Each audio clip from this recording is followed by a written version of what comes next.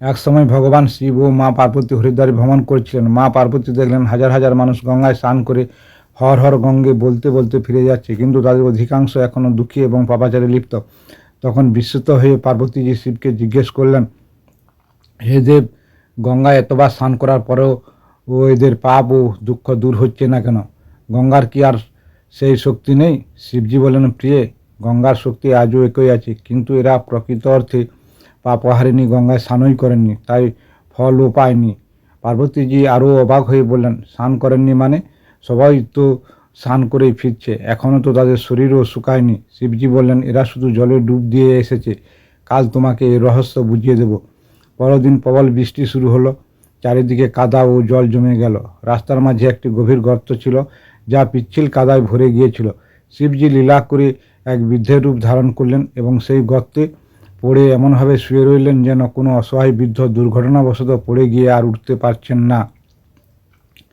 তিনি পার্বতীজিকে গর্তের পাশে বসিয়ে বললেন, তুমি পথচারীদের ডেকে বলবে, আমার বৃদ্ধ স্বামী গর্তে পড়ে গেছেন, কোনো পুণ্যবান ব্যক্তি দয়া করে তাকে তুলে প্রাণ বাঁচান।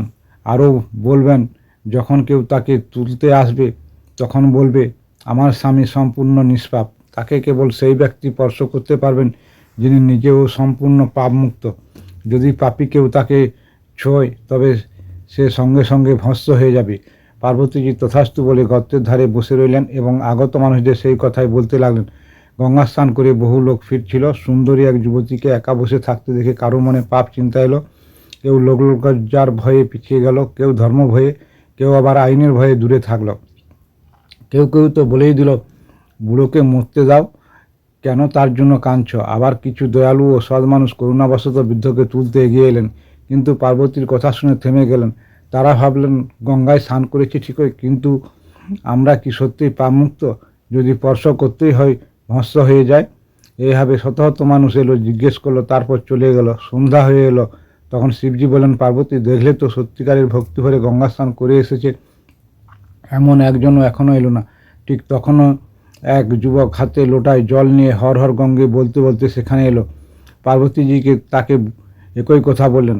যুবকের হৃদয় করুণা ভরে উঠল। সে বৃদ্ধকে তুলতে এগিয়ে গেল। পার্বতীজি আবার সতর্ক করে বললেন, ভাই, যদি তুমি সম্পূর্ণ নিষ্পাপ না হও তবে আমার স্বামীকে স্পর্শ করতেই ভস্ম হয়ে যাবে।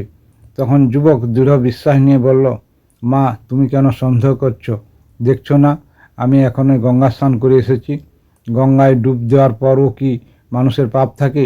আমি অবশ্যই তোমার স্বামীকে তুলব। এই বলে সে তৎক্ষণাৎ বৃদ্ধকে গর্ত থেকে তুলে আনলো। সঙ্গে সঙ্গে শিব ও পার্বতী তাদের আসল দিব্যরূপ প্রকাশ করলেন এবং সেই যুবককে দর্শন দিয়ে কৃতার্থ করলেন। শিবজি তখন পার্বতীকে বললেন, এত মানুষের মধ্যে একমাত্র এই যুবকই সত্যিকারে গঙ্গা স্নান করেছে। এই কাহিনীর শিক্ষা, যারা শুধু লোক দেখানো বা অহংকারের জন্য গঙ্গা স্নান করে তারা প্রকৃত ফল পায় না, কিন্তু যে ব্যক্তি সত্যিকারের শ্রদ্ধা, বিশ্বাস ও ভক্তি নিয়ে স্নান করে তার মন ও আত্মা পবিত্র হয়। হে ভোলেনাথ, আমাদের এমন আশীর্বাদ দিন, মানুষের মাঝে থেকেও যেন আমরা সত্যিকারের মানুষ হয়ে থাকতে পারি। যেমন আপনার পরিবার শান্তি ও সন্তোষে পূর্ণ, তেমনি আমাদের সংসারও সুখময় করে দিন। হর হর গঙ্গে, হর হর মহাদেব, ওং নমঃ শিবায়। ভিডিওটি ভালো লাগলে লাইক, শেয়ার, কমেন্ট করুন।